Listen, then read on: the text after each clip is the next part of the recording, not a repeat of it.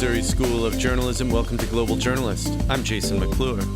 In late June, the first Saudi women to legally drive a car in the kingdom started their engines and took off down the road.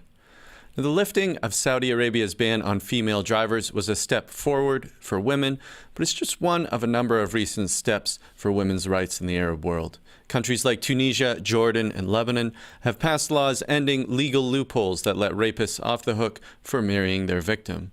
Some countries have rolled back exemptions for those who commit so-called honor killings of female family members. Other Arab states have changed divorce and inheritance laws to give women more rights.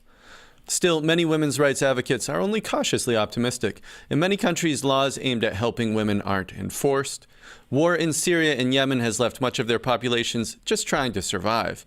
Nor are public attitudes towards women's rights necessarily becoming more progressive. A major survey by the organization Promundo found that young men in Egypt, Morocco, and Palestine are just as conservative or more conservative about gender roles than older generations.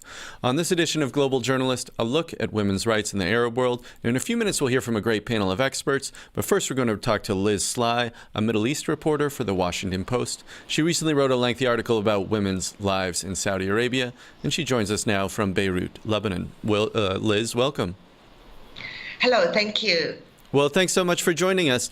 So Saudi Arabia, of course, is known for being the most restrictive, conservative place in the region for women. So let's just start with this issue about driving. Why do you see that the Crown Prince, Mohammed bin Salman, decided to lift the ban on women driving? Well, I think there are two things going on here. First of all, as you said, Saudi Arabia is the most restrictive country for women in the world. There is nowhere that it is harder to be a woman than Saudi Arabia.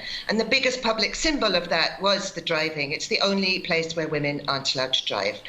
And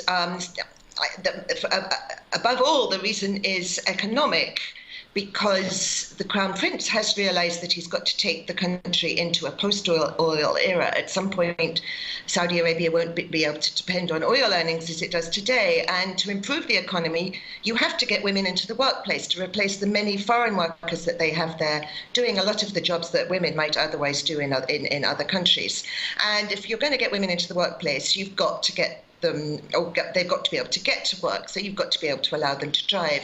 And more broadly, I think he's very concerned to improve the image of Saudi Arabia. And whenever you ask anybody in the world, they might not know much about Saudi Arabia, but they do know it's the country where women aren't allowed to drive, and that lifting this restriction, I think he feels, will go a long way towards improving Saudi Arabia's image, encouraging foreigners to go there, and generally removing some of the negativity associated with the country. So it sounds like two issues. One was economic, one was more about changing the country's image. But when you traveled there, you wrote about how Saudi women, just in ordinary life, face like a series of complicated calculations every day about things like when to remove their headscarf and what door to use when entering a building, things like this. And if they get it wrong, they can face harassment or be humiliated. Can you just paint us a picture of how you saw that?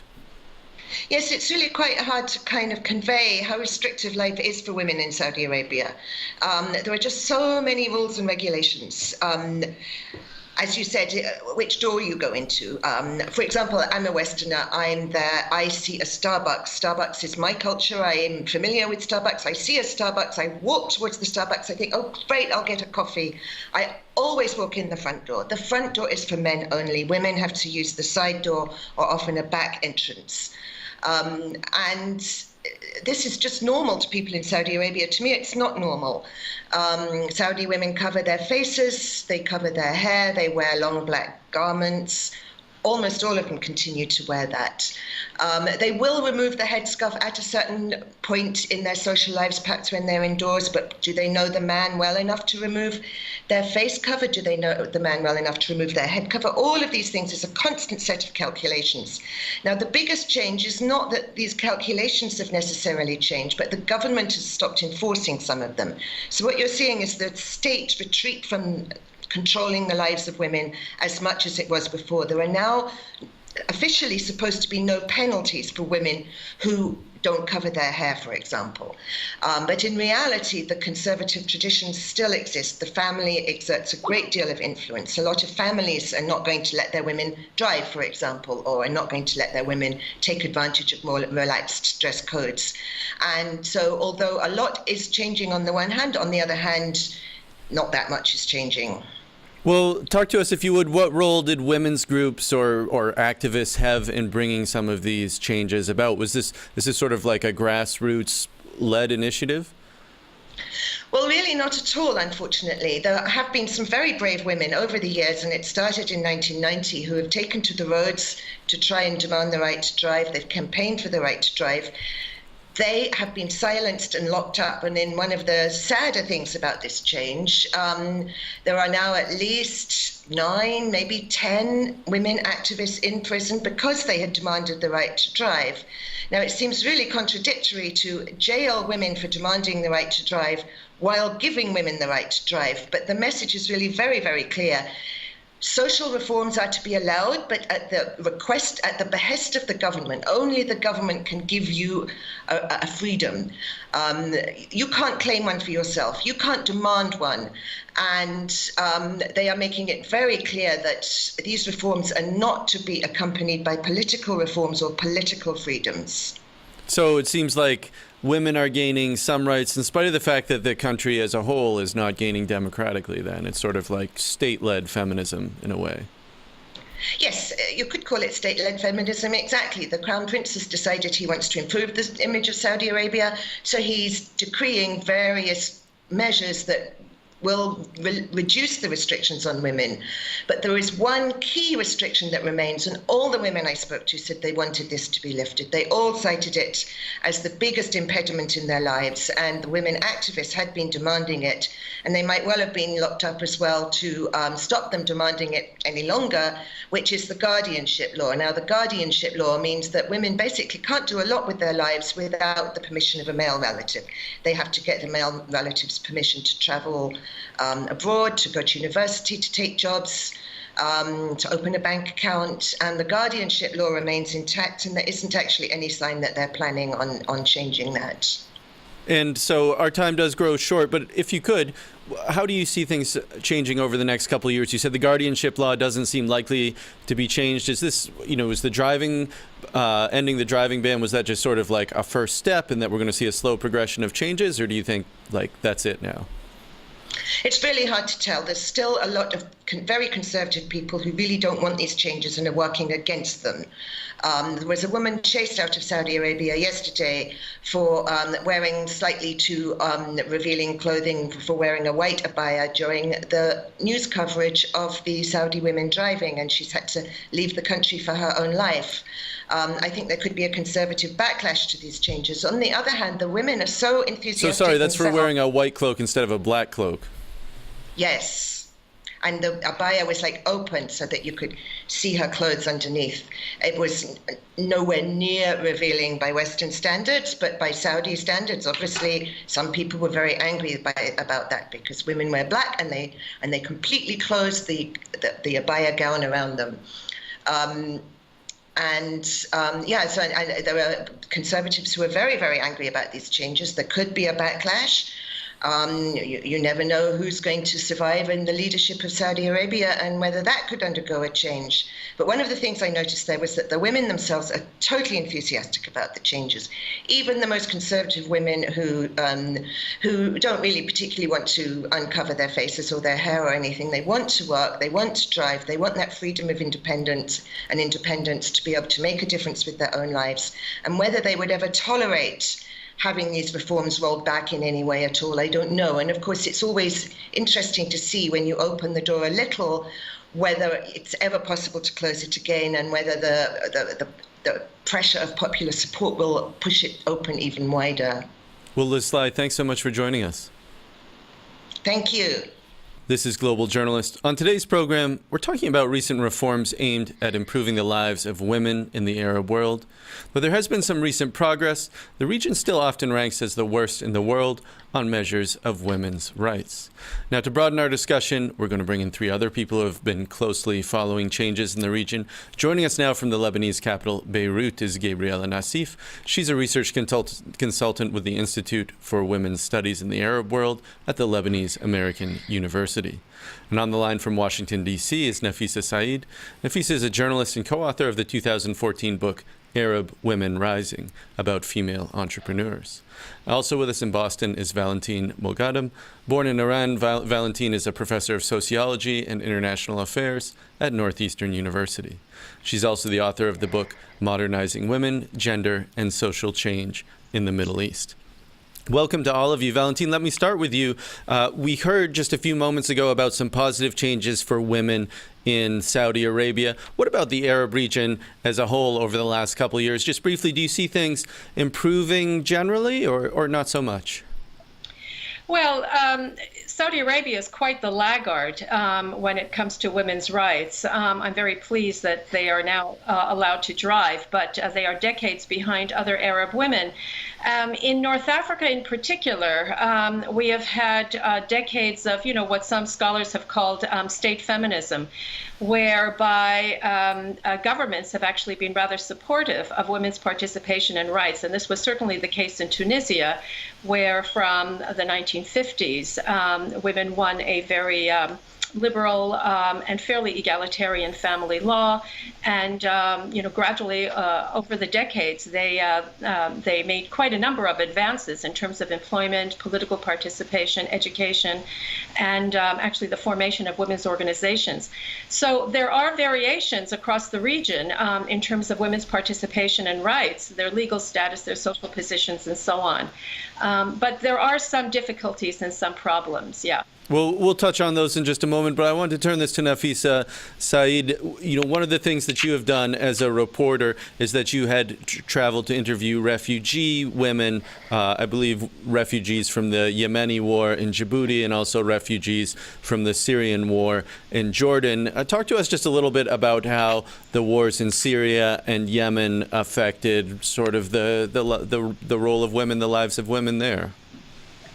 You had women who were really at the forefront in when, these countries were having uprisings and overthrowing longtime dictators. So women sort of were part of that process and wanted to be part of the political transition, which we can talk more about. But obviously, because of the circumstances of war, whether the civil war in Syria, the Saudi-backed, the Saudi-led coalition fighting in Yemen, and so that's left a lot of women having to really become at the forefront of leading their families and households, becoming breadwinners. I talk to a lot of women, and you're seeing them, especially within Yemen, having to break some social taboos around the kind of work they do, and having to negotiate new spaces in which they're becoming involved. And so that's really changed the landscape, because you have so many men either on the front lines or being killed. And the same goes for Syrians, especially we see this in refugee populations. Women are really the ones holding families together and really having to feed their families, if nothing else.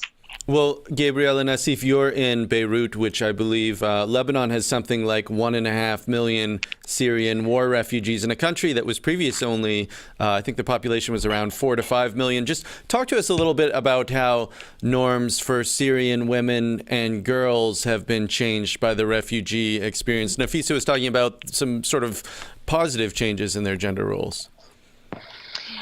So to be completely honest, I think we see both, right? We definitely see an increase in responsibility for women to kind of abandon their normative gender roles, right? That might keep them in households, that might keep them outside of the workforce, because aid is just not enough to supply these families with what they need. So we do see women moving outside of the household and participating in ways that they might not have had either the opportunity to or just weren't necessarily under the pressure to do so back in Syria.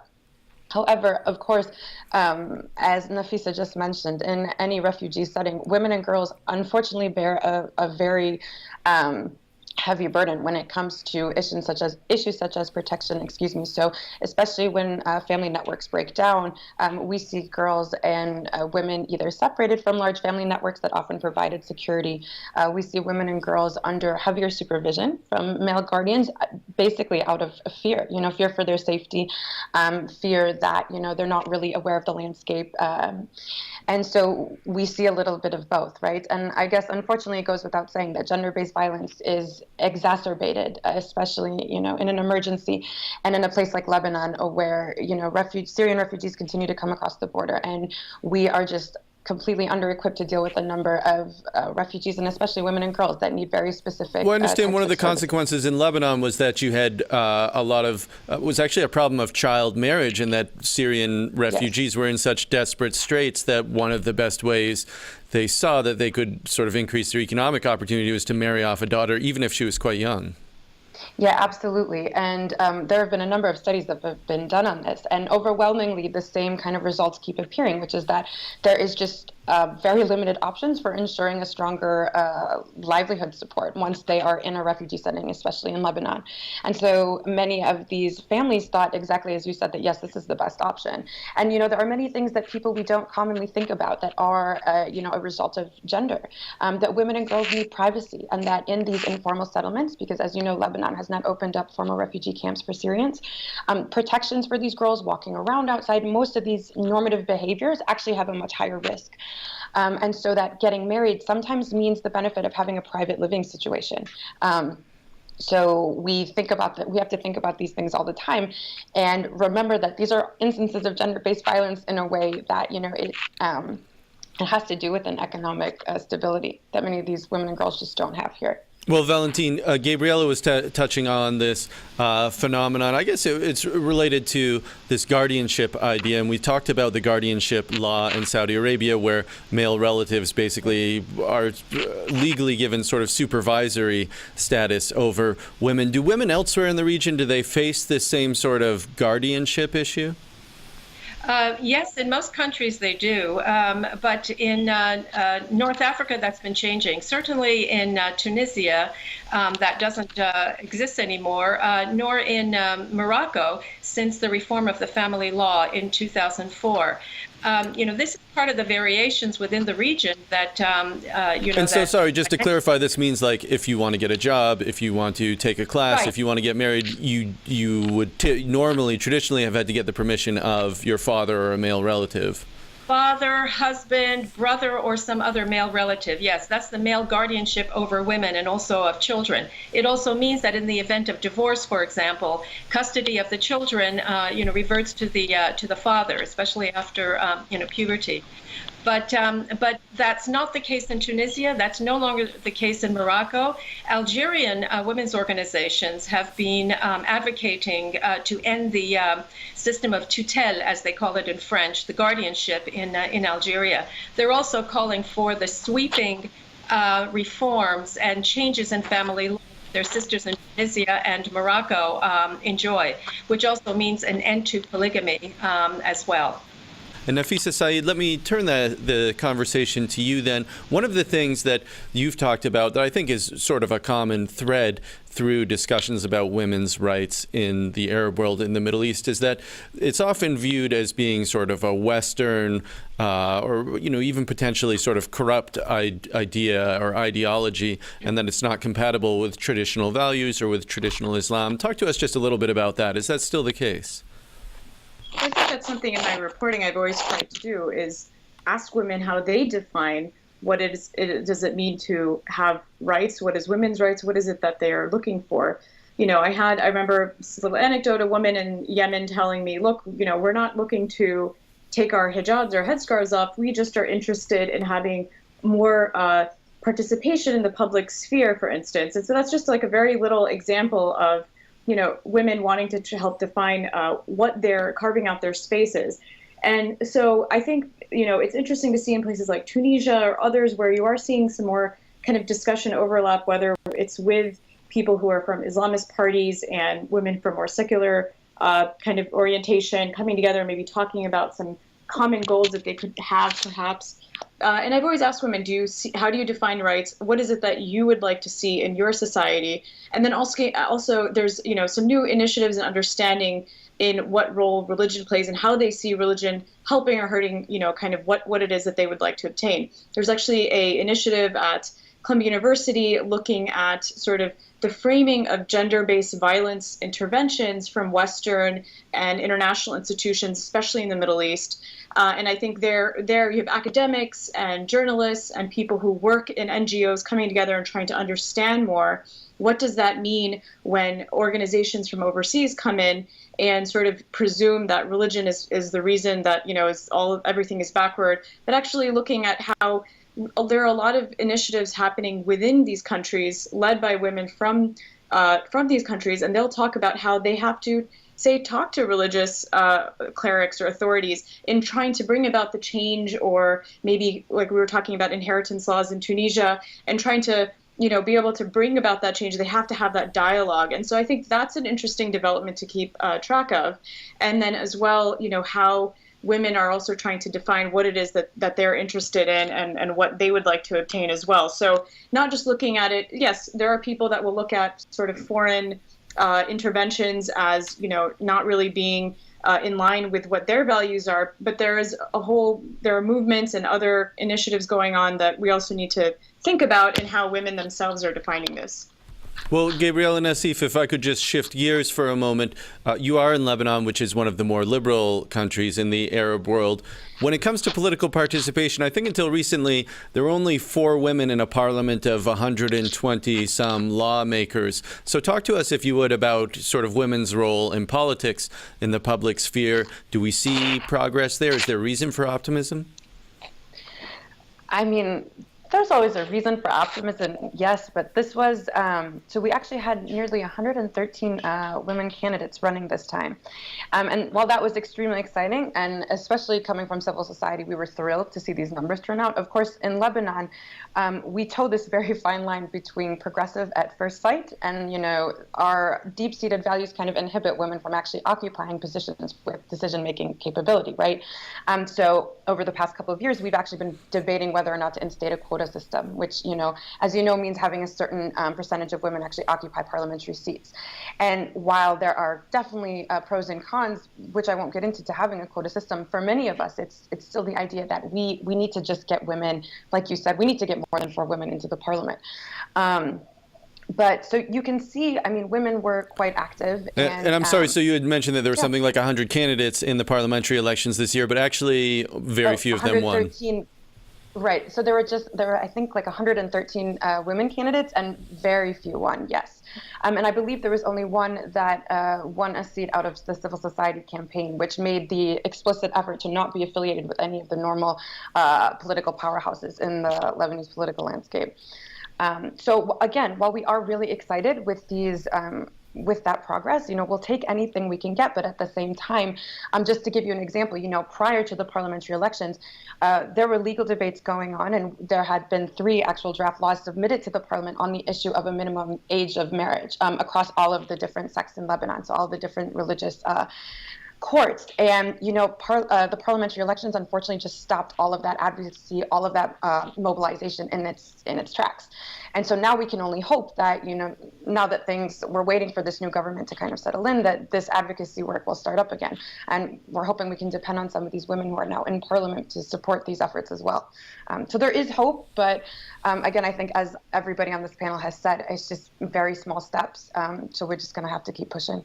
And Valentine Mogadam, we heard about sort of some of the issues with women's progress in the political sphere, at least in Lebanon. What about on the economic side? Do you see that there is significant progress being made there? We understand that this issue of inheritance and women not having equal inheritance rights, not being able to inherit property from their husbands, from their parents, has been a very sort of controversial issue in a number of countries. How do you see that playing out?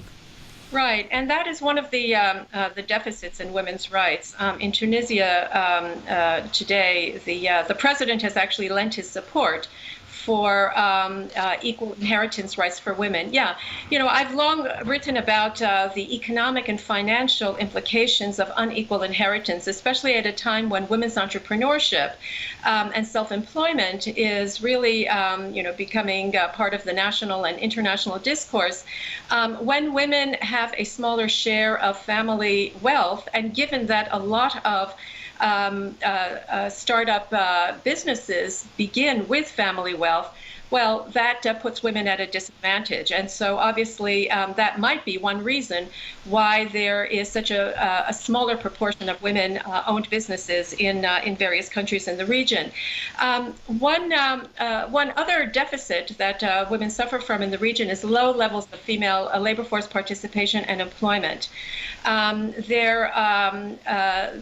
Married women in particular have very weak labor force attachment, which means that they might enter the labor force as single women. They may stay there after they're married, but once they have children, they drop out, and they may drop out permanently as well. Now, this happened in Western countries too, but Western countries took some steps to end this, and in part they instituted rather generous paid maternity leaves. Not the United States, but most European countries, and by the way, a lot of developing countries. And the other thing that really makes a difference for women, especially women from lower income and working class families, and that is preschool and childcare facilities. Upper income women, professional women, highly educated women can afford nannies at home, but working class women cannot. And this is precisely why the largest proportion of women in the labor forces in countries of the Middle East and North Africa actually are educated middle class women. So we have this missing middle, so to speak. Women with secondary schooling or below are really missing from the labor force in many countries. And I believe it has a great deal to do with the absence of generous maternity leave and certainly preschool facilities and quality and affordable childcare. I mean, this in a region where family really matters and children matter. So this is absolutely necessary. Well, Nafisa Saeed, we're just about out of time, but I want to give the last word for you. You heard me say in the introduction that actually some surveys of public attitudes had shown that younger men especially were more conservative in their views of what women's roles were. They saw that a majority saw that their main role was to be supervising the household, that it's a man's job to supervise a woman. Is there reason for optimism that there's going to be progress in the coming years? Well, one of the ways, in which I would ask, we were just talking about women entrepreneurs, and I interviewed hundreds of them, whether from the Gulf or North Africa or the Levant. And one of the things I found really interesting is that several of the women told me it was actually their fathers or their brothers who supported them. Of course, not all of them, but they, did mention that was something, especially as they gained some more economic independence or they were able to contribute to their families. And so that was then seen as, something positive, and then that sort of allowed them to have a greater role or participation in society. So there could be hope in that sense, with the views that you described. I also think that it's important to see how men are supporting women in other roles, whether in civil society and coming together around some of these issues. And every time you ask women, whether I've interviewed, they always say we do need the men. And, changing attitudes comes through, some of the activism and advocacy that the women themselves have been working on. Well, we're out of time for this edition of Global Journalist, a production of the Reynolds Journalism Institute at the Missouri School of Journalism and KBIA Mid-Missouri Public Radio. Many thanks to Liz Sly, Gabriela Nassif, Valentin Mogadam, and Nafisa Saeed. Our producers this week are Rosie Belson and Yanchi Zhu. Aaron Hay is audio engineer. Travis McMillan is director. For all of us at Global Journalist, I'm Jason McClure. Thanks for tuning in.